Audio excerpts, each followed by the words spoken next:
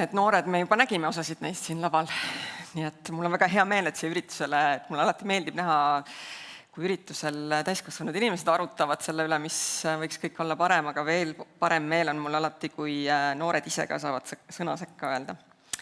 Ja see uuring, millest ma täna räägin, et ma tegelikult just Omari tegi väga hea sissejuhatuse, et nagu paljud teist siin saalis istume me korraga väga mitmel toolil, et ma päevatööd teen tõesti vabamus, olen muuseumitöötaja, siis muuseumi inimesed on veel õpetajatest kuidagi nagu veel aste madalamal igasuguste hierarhiate järgi.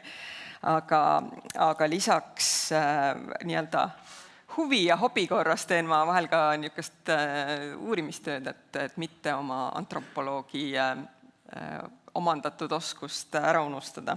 Ja ajakirjaniku oskust, sellest vist ei saa kunagi lähti, et ma aeg-ajalt ikka kirjutan ka. Aga see uuring iseenesest, tõesti, et selle tellijaks oli Startup Estonia organisatsioon, mida vist sellisel kujul enam ei eksisteerigi, et see on jälle hea näide, kuidas meil Eesti riigis asjad tegelikult hästi kiiresti muutuvad teinekord. Ta on nime järgi vist alles, aga ta ei täida enam sellist funktsiooni, sest ma võtsin need logod siit üldsegi ära. Aga nende soov oli siis teada saada, et mis mõjutab noorte seas seda huvi tekkimist ja püsimist, millest siin tegelikult juba kõik need eelnevad paneelid ka rääkisid. Ja kuidas siis eelkõige kasvatada noortes ettevõtlikkust, et meil oleks neid, praeguse seisuga vist on meil 10 ükssarvikut Eestis, et ükssarvik siis on teatavasti ettevõte, mille väärtuseks hinnatakse vähemalt miljard, on ta siis eurot või dollarit, tänapäeval on nad enam-vähem vist samad, aga et just nimelt siis, et ettevõte, mitte asutaja, et sellel ettevõttel võib omakorda olla mitmeid asutajaid. Tänase seisuga neid on 10 mööndustega, on need Eesti ettevõtted, paljud neist küll ei asu ammu enam Eestis, ei ole kunagi asunudki Eestis, aga ise on väga uhked selle üle, et siit me jõuame selle filosoofilise aruteluni, et kes on üldse õige eestlane. Ja et mitte lihtsalt siis kurta, et mis meil kõik halvasti on ja mis võiks, et mida siis nähakse probleemidena, et siis selle uuringu eesmärk oligi siis ka pakkuda välja lahendusi. Ja selleks siis uuring koosnes tegelikult 2 osast, ühe osas siis antropoloogid viisid siis läbi selle kvalitatiivse poole, kus me tegime siis süvaintervjuusid, vaatlesime ja viisime läbi fookusgrupi intervjuusid. Jälle, kuna ma olen ise antropoloog, ma olen loomulikult kallutatud, ma usun, et see on ainuõige meetod üldse millegi teada saamiseks.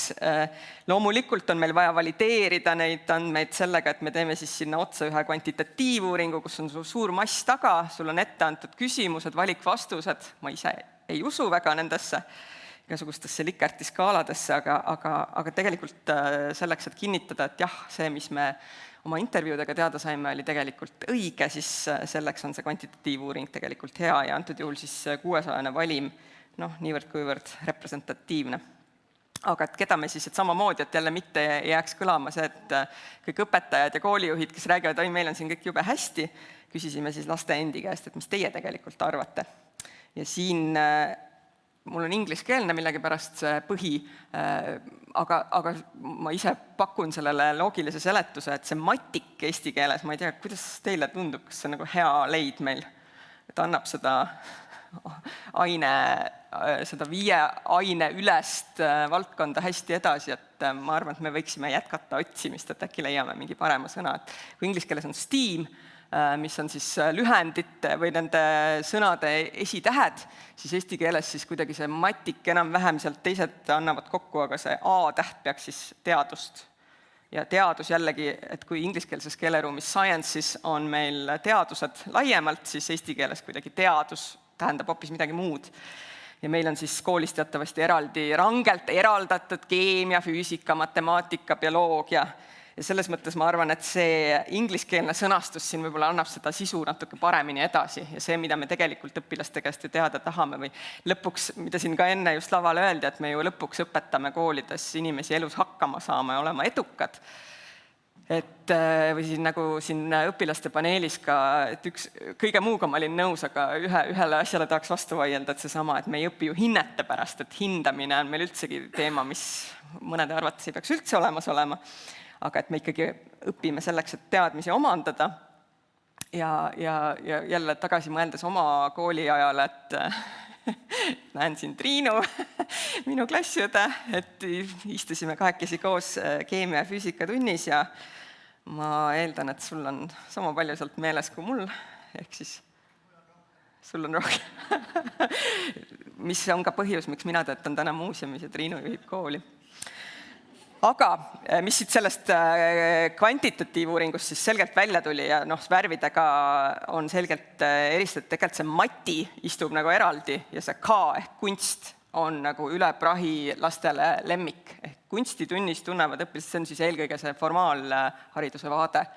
Et kunstitund on äge, seal saab teha nii-öelda oma loovust vabalt välja elada, siis seesama informaatika, millest siin just Kristi ja teised rääkisid, et see on ka nagu enam-vähem äge, aga siis ettevõtlus, kellel siis on õnn seda koolis õppida, et see on ka enam-vähem veel, aga siis jõuame sinna, ma ei tea, mis kujul üldse inseneeria, nii-öelda täppisteadused, mis siis meie mõistes siin oleks siis matemaatika ja füüsika ja siis ilmselt keemia ja bioloogia kõige õnnetumas olukorras, et siin on ilmselge korrelatsioon ka meie Eesti õpetajate keskmise vanusega, nagu me kõik siin, või teie siin saalis ilmselt teate paremini kui mina, et kõige vanemad õpetajad, mis ei pea tingimata jälle ei ole nii ja antud juhul meil intervjuudest ka tuli selgelt välja, et sageli õpilaste jaoks ikkagi vanem ja kogenum õpetaja on teinekord parem kui noor ja ebakindel, et nad oskavad oma ainet paremini edasi anda, aga üldine trend on ikkagi see, et kipub olema korrelatsioon sellele, et õpetajate vanus ja vastava aine ebapopulaarsus on ikkagi selges korrelatsioonis. Ja see on pigem siis nii-öelda kooliväline vaade ehk huvihariduses. Et selgelt jälle kunst pika puuga teistest ainetest üle, teistest valdkondadest, siis on meil need toredad igasugused robootika ja inseneeriaringid, siis mõni huviline käib ka mingis matemaatika ja füüsika ringis, see huvitav teada, kus koolides on see matemaatika ja füüsika ringid. Ja siis keegi käib, ma eeldan, et sinna päris alla, näiteks minu oma laps käis vahepeal Tallinna loomaaias loomasõprade ringis, et see võiks olla selle kõige alumise rea peal. Ja põhjused siis, miks jällegi ei tegeleta või mis paneks rohkem tegelema. Et ajapuudus, et seesama, mida Kristi siin enne viitas, üle punnitatud õppekavad, mis on nagu aamen kirikus, et see tuleb ära teha, ja siis kõik muud asjad tulevad järgi. Et teisel kohal, nagu me näeme, et siis õpilaste nii-öelda enesepilt tegelikult, et jällegi ma eeldan, et siin on võib-olla süüdi Eesti lapsevanematena peame endale kõik otsa vaatama, et kuidas me oma laste eneseusku kasvatame. Ja sageli kipub see just tüdrukute puhul olema nii, et nagu me siin ka laval enne kuulsime, et robootikatunnis või seal 3D printimise tunnis kõik nutsid. Ma loodan, et see ei olnud sellepärast, et meessoost õpetaja ütles, et teie tüdrukud, minge tehke poistele võileibu ja siis poisid prindivad teile välja. Et neid lugusid me teame kahjuks Eesti koolidest ka. Ja loomulikult selgelt, et siuke lihtsalt kättesaadavus ja siin selgelt jälle kuulates Kristi juttu, et Gustav Adolfi gümnaasiumis jube äge, kõik teevad, mul käis endal muuseumis, praegu just tegin vahetult enne muuseumitundi Tallinna Reaalkooli õpilastele, 8.–9. klass olid väga, kõik seisid ilusti käed kõrval, kuulasid huviga ja siis eile mul oli üks Abja kool ja oli keeruline, et nad üldse toas püsiks ja tahtsid katusele minna ja täpselt sama vanuserühm, et 8.–9. klass, kus ma ka juba eeldasin, et äkki juba saab püsida toas. Aga siis see nii-öelda huvitavam pool sellest, ehk siis mis me teada saime nendest intervjuudest, vaatlustest, näiteks ma ise käisin vaatlust tegemas Kuressaares, võin öelda jälle erakordne nooruse kool, kus on 101 huviringi. Ma ei tea, tõstke käsi, kelle koolis on rohkem huviringe.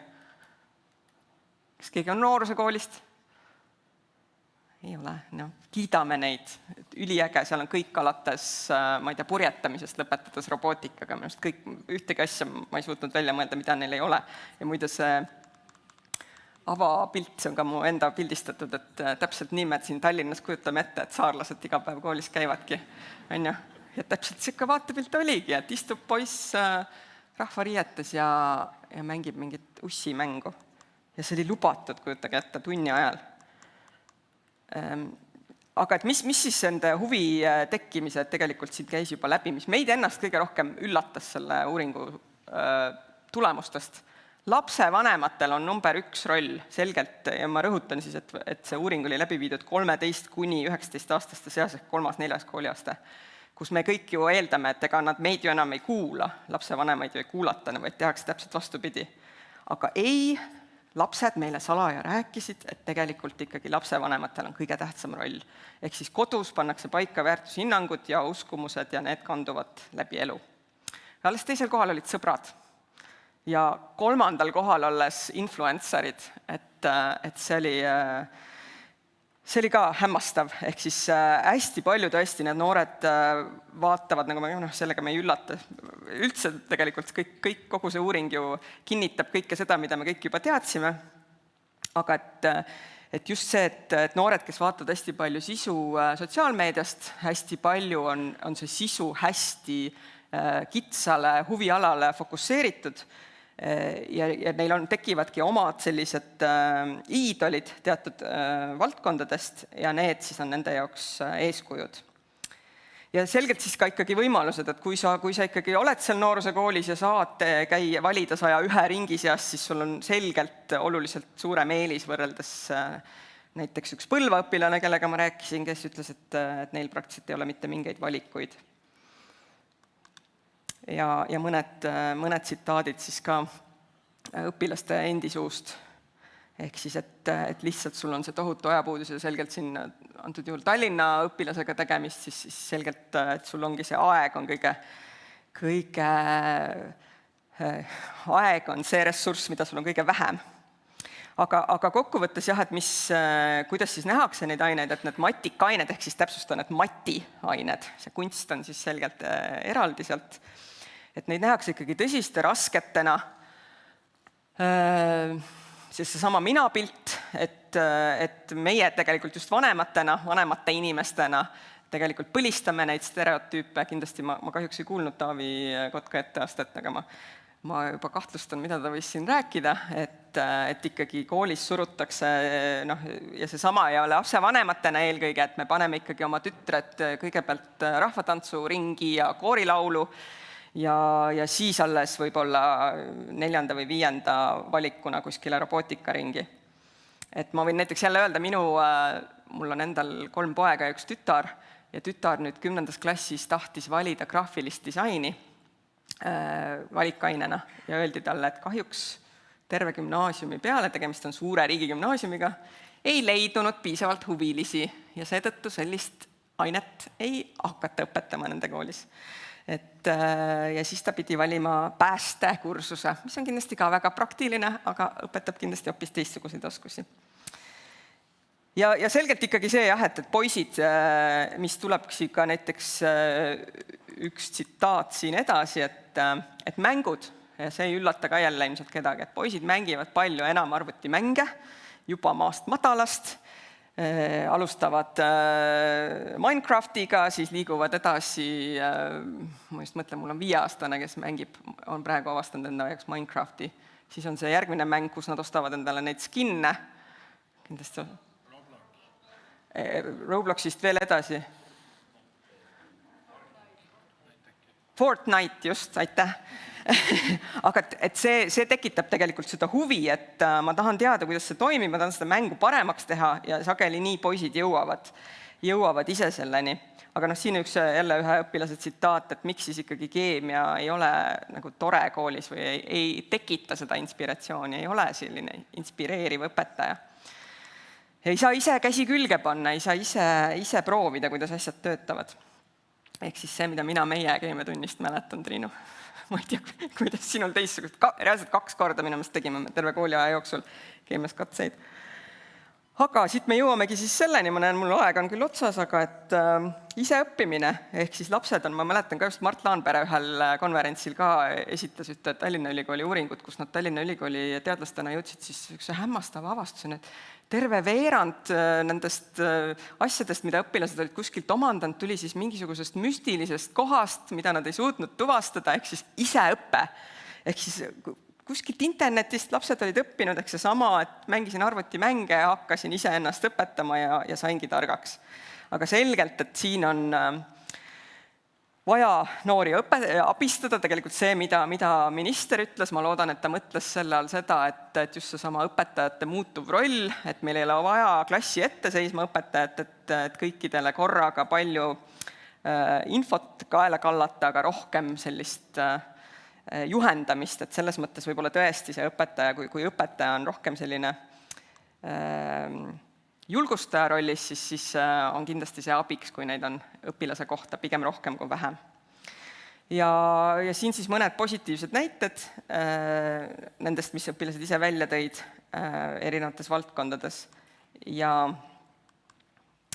soovituste osas siis just see, et jälle ei midagi vapustavat me ei suutnud välja mõelda, aga et kindlasti neid asju jälle tehakse, aga et neid võiks rohkem süsteemsemalt teha, ehk siis siduda rohkem praktilise eluga, ehk seesama keemiatund, palun väga läbi kokanduse, kuidas toimib, miks tainas kerkib, taigen kerkib, öeldi veel, kui mina olin noor, et mis protsessid seal toimuvad, teha rohkem koostööd nii-öelda kooliväliste organisatsioonidega. Jälle ma olen ise nüüd hariduses siin toimetanud 10 aastat ja näinud väga palju selliseid ägedaid algatusi ja siis on näinud neid inimesi paari aasta pärast uuesti, kes on kustunud nägudega ja sellepärast väga hea meel näha, et Omari ikka veel silmad säravad. Ja võib-olla kui ma ise sellepärast maandusin lõpuks muuseumi, hea rahulik koht niivõrd kuivõrd. Aga et rohkem neid inimesi kaasata, kes siis aitaks neid reaalse elu kogemusi tuua. Ja just see asi, iseõppekeskkondade juhendada, kuidas siis ikkagi ise omal käel õppida. Et see on koht, kus ma siis kutsuks üles meid kõiki selgasid kokku panema ja mõtlema välja, kuidas me saaksime õppijatele appi tulla, sest õppimine ei lõppe ju 12 aastaga koolis, vaid elukestev õpe on meil. Aga suur tänu teile!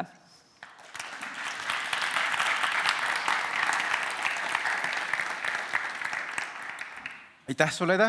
Meil on aega, ma arvan, 1 küsimuseks või 2 kiireks küsimuseks. Kus meil käsi tõuseb? Kas meil käsi tõuseb?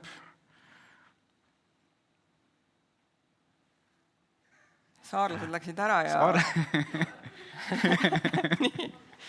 Ja, minul küsimust ei ole, aga mul on hea meel, et ma sain kinnitust oma mõttele, mida ma aastaid olen mõelnud.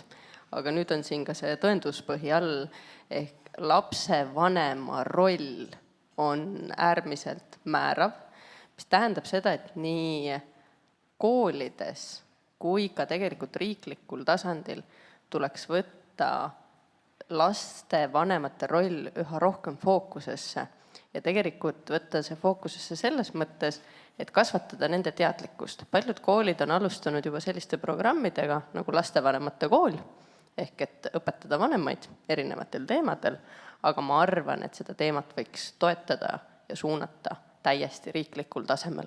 Me teeme päästerõnga reklaame, me teeme tubakaennetuse reklaame, aga tegelikult väga suur strateegiline valdkond on lapsevanem, mis toetaks väga palju meie järgmise põlvkonna kujundamist. Aitäh! Ma olen täiesti nõus ja mul on üks Jaapani sõber, kes samuti ehitab oma Jaapanis asuvat haridustehnoloogia ettevõtet ehk EdTechi ja tema ütleb ka, et laste peale ta ei kuluta üldse aega, alati esimene tund on neil lapse vanematele. Ehk siis neid tuleb veenda, neid tuleb nende harjumustest õpetada lahti laskma. See unlearning, jälle inglise keeles on nii palju parem sõna, on palju raskem kui õppimine ise, ehk siis lahti õppimine või ära õppimine, millegi küljest ära harjutamine on raskem. Et kõik on nii nagu muusikamaitse, keegi kunagi ütles, et see muusikamaitse jääb sul kinni sinna ajastusse, kus ta välja kujunes, et nii paljud meie väärtushinnangud ja teadmised samamoodi, et väga raske on sellest lahti lasta ja tegelikult täpselt ma olen väga nõus, et vanematega tuleb rohkem tööd teha. Kiidan takka, ma arvan sama. Aitäh Edele! Aitäh! Sulle on ka üks kotikene.